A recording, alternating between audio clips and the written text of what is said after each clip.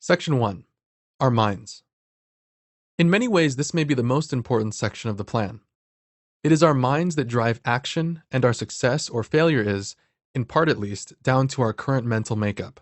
For example, you may decide to take certain steps described in this plan, but if you don't then actually follow through and implement the actions, then they clearly will not have any effect. A lot of people read self-help books and either don't believe the advice can work, don't try it at all, or try it for a short time only to return to their previous ways. Then they complain the advice doesn't work. I do not have time for many self-help books, but when you separate the good from the bad, there are some helpful things out there, and they can be very helpful from an IVF perspective. Don't underestimate the importance of this section. As we go through it, there are two key themes I would like you to bear in mind. Firstly, our minds are amazing, if focused correctly. Einstein, for example, believed that we only use a small percentage of our brains, and that by harnessing the full power, great things are possible.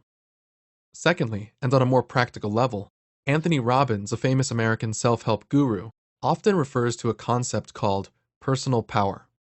In essence, this is all about taking action, actually walking the walk by consistently and persistently taking the steps needed to achieve something. Of course, a prerequisite for this is actually having a goal in the first place. It is the goal itself that provides the direction and motivation. Let's start this section by looking at goal setting. We'll then go on to look at how stress can affect our chances and how we can maintain a positive attitude. Goals. A lot of the information written about goal setting seems phony. Much of it is. Many of the books come across as over the top, and so to more reserved folk, they can seem a bit fake. However, behind all the hyperbole, there is a real power in having specifically formed goals. How can they help? There was a study done at Harvard University in 1997 where students were asked whether they had written goals. At the time, only 3% had actually written down their goals. When the researchers carried out a follow-up 10 years later, it turned out that the 3% with written goals were earning on average 10 times more than the other 97%. What was also interesting about this study is the fact that 13% of students had goals, but they had not been written down, and 10 years later, these individuals were earning twice as much as the 84% that had no goals at all. While this study focused on financial success, it illustrates the power of written goals. Another study at the University of California showed that by writing down goals, you are 42% more likely to achieve them. For simply putting pen to paper, this is a large increase. Why does putting goals in writing increase our ability to achieve them so significantly? Nobody knows for sure, but it seems that committing goals to paper brings a clarity of purpose and provides direction for our minds. Edwin Locke, a leading researcher in the area of goal setting over the last 40 years, describes the benefits of written goals as follows. Goals affect performance by directing attention, mobilizing effort, increasing persistence, and motivating strategy development, ways of achieving the goal. The very fact that you are reading this plan shows that you have a goal, to have a baby. The key question is, have you written it down in detail? If not, now is the time to do it. Don't put it off, grab a pen and paper, and make a start now. What can we do? Here is a step-by-step process to set your goals. The focus here is, of course, success with IVF, but you can use this process to set goals in any area of your life. You will need to revisit this process once you have been through the plan, but it is important to make a start now. Choose your goal. What is it that you want to achieve? Once you have decided, visualize the goal in as much detail as possible. Write it down. Commit the goal to paper. Don't use a scruffy piece of paper, use something that befits the goal. It is important that you take the detail visualized in the previous step and write it down. It should be clear and specific, and should be expressed in the present tense, as though you have already achieved it. So, for example, rather than, I want to have a baby, you should write something along the lines of, I have a beautiful, healthy baby, utilizing my own eggs and my husband's sperm. Set a deadline. By what date do you want to have achieved the goal? Be realistic while also making the deadline challenging. Doing this will help you maintain the focus required to achieve it. Set sub-goals. Big goals can seem overwhelming. By definition, a big goal is likely to mean that there are several things that must be done along the way to achieving it. Breaking things down into smaller chunks helps the goal seem more manageable, and therefore more achievable. Completing chunks along the way also serves to keep motivating us towards the goal. You will need to revisit this part once you have been through the plan. That's okay. Complete it as best as you can now and return to it later. Look for obstacles. It is rarely the case that the process of achieving a challenging goal is smooth. It is therefore helpful at the outset to project forward and identify things that may crop up that could get in the way. Once you have identified these, list ways of overcoming them. Forewarned is forearmed. Develop a plan. Start by writing down today's date and the deadline for achieving the goal. Then place your sub-goals at appropriate places in between. Next, take each of the headings and list the individual steps necessary to achieve each sub-goal. You should include all the steps in this plan that you have decided to follow. Some steps, such as following the MDWT, which we'll cover in the nutrition section, may be things that you want to follow throughout the process, in which case list them under each sub-goal. Again, you will need to come back to this once you have been through the plan. Once you've completed it, you will have a roadmap to follow. Prioritize. Each day do the things that will have the biggest effect in moving you closer to your goal. You may have heard of the 80-20 rule, which states that 80% of the value is in 20% of the tasks. Focus on that 20% day in, day out. If you are able to do more, then great, but don't neglect the 20%. Visualize. Every day, take at least 5 minutes to imagine how your life will be when you have achieved your goal. Engage all your senses and ensure that you experience it in as much detail as possible. See what you will see, feel what you will feel, hear what you will hear, smell what you will smell, and taste what you will taste. Make sure that you do this in the first person so you can see through your own eyes and not an image of yourself. At first, visualizing may not come naturally, but with practice it will come. Imagine things as vividly and realistically as possible. Take action. As hypnotist Paul McKinnon says, if all you had to do was think about what you wanted and it magically showed up a few moments later, everyone would be driving a Ferrari, living in a mansion, and wearing expensive jewelry. The final step is to take action. Follow your plan, take the steps each and every day until you have achieved your goal. Don't allow any setbacks to knock you off course. With big goals, setbacks are almost inevitable. If you come across one, get back up, dust yourself down, adapt your plan if necessary, and keep going. Never give up. Absolutely never give up. Stress. In the Oxford English Dictionary, stress is defined as a state of mental or emotional strain or tension resulting from adverse or demanding circumstances. Stress is not necessarily a bad thing. It is actually an important part of our body's defense mechanism. It is the continued unnecessary stress responses produced by our bodies that can be problematic. For early humans, the stress response helped them fight off wild animals or run away from danger. The fight or flight response. When a dangerous situation arose, their bodies would pump out hormones, which gave a boost of energy to help them deal with the situation. While these hormones are helpful in such situations, they can have a negative effect on our immune systems if they are released too often. This then leads to chronic inflammation that over time can lead to serious problems. Our nervous system controls our stress response and cannot differentiate between a real or vividly imagined event. In addition, it cannot tell the difference between a threat to our life and a threat to our ego. The result is that as we go about our daily lives, many of us experience frequent and inappropriate stress responses to dangers that may never happen, or events that do not actually threaten us. In the grand scheme of things, getting stuck in traffic, arguing with a friend, or getting an unexpected bill are minor events. But if we are not careful, we can blow them out of proportion, and in doing so, we trigger the stress response unnecessarily. Too much of this can cause health and fertility problems. How can it harm us? The health effects of too much stress are well documented. It has been linked with increased risk of heart attacks, Alzheimer's disease, depression, cancer, diabetes, obesity, and strokes. Too much stress is serious stuff.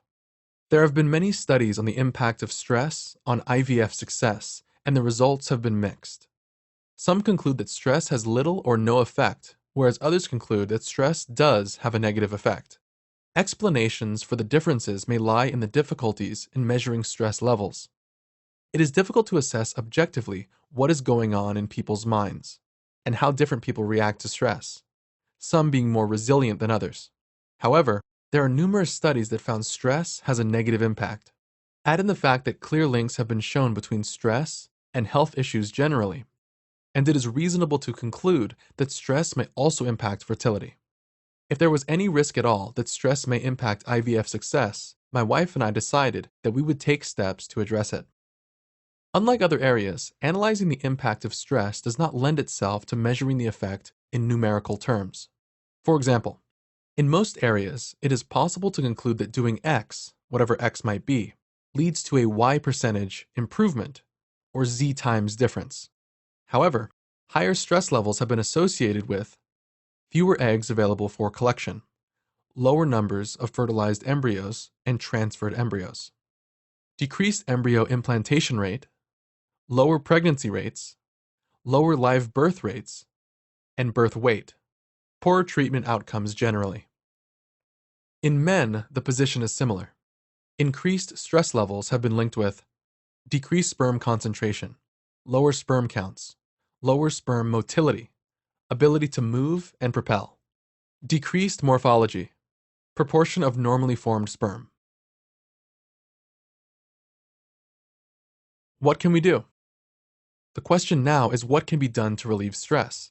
Each of us will experience events that will cause stress in most people. Whether it is an accident, the death of a family member, or divorce, a certain level of stress is to be expected. However, as we said earlier, much of the stress we experience is not the result of big events. It is the result of minor events that we react excessively to. In other words, it is not necessarily what happens to us, it is the way we react to it that is important. A number of things have been shown to improve our resilience to stress. If you suffer from excessive stress levels, you should consider one or more of the things on the slide regularly. They have been shown to be effective in reducing stress. My wife, for example, found hypnosis, weight training, and reading to be very helpful. Positive attitude. Having a positive or optimistic attitude can have a significant impact on our health.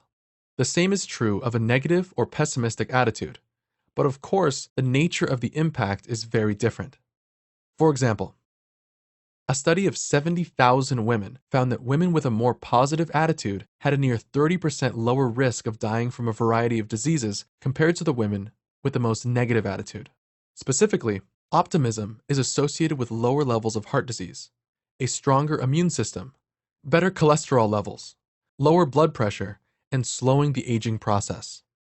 Having a positive attitude has also been shown in a number of studies to improve the outcomes of patients undergoing treatment for a variety of conditions, including heart disease, lung cancer, alcoholism, chronic pain, keyhole surgery, hysterectomy, back pain, heart attack, obesity, and mental health issues.